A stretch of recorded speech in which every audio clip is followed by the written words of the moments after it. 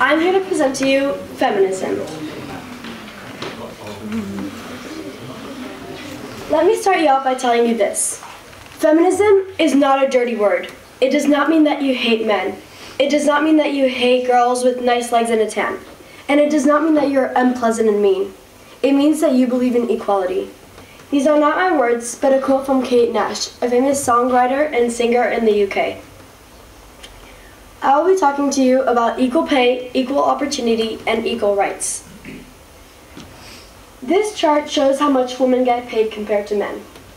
If they get paid the same as men do, the bar would be at 100. As you can see, in no instance, in no single country, do women get paid the same as men do. I don't know what you're thinking, but I find it unexplainable and unacceptable. While the number of women in the workforce are about the number as men, when we look at positions of power and influence, women only represent 16% of those powerful positions. Do you really think women aren't capable in powerful positions? We need to have the smartest people leading and making the best decisions, regardless of their gender. Things like our mom driving or voting for the next president were not always things women had the right to do. For example, in Saudi Arabia, women only granted the right to vote in 2015 and the right to drive earlier last year.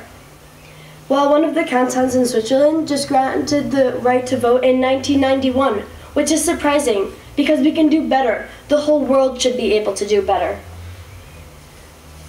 While I was in an athletic competition in Switzerland, participating in the high jump and checking the leaderboard, you know, the one that tells you how high you have to jump, in my case, to be first, second, or third? Well, it just so happened that the boys' leaderboard was right next to it. So, let's say that the boys only had to jump 3 meters, while the girls had to only jump 2 meters 50 to be in the same place. Shocked, I walked over to my coach and told him that they had clearly mistaken the numbers. And that's when he answered the most condescending tone. That's when he answered the most astonishing answer. No, he said with a condescending tone. Girls just can't jump as high as boys can, so their scores are less high. This answer made me feel so worthless and inadequate. But later on in the car, I realized that how unfair it was to teach boys at such a young age that boys are better than girls, because we're all equal. But I decided that I wouldn't let it get to me, and that only I could decide what I was capable to do. In conclusion, women make up 52% of the population today. If we marginalize them and discount their value to society, the world will hold for less promise and suffer from it. To end on a more positive view,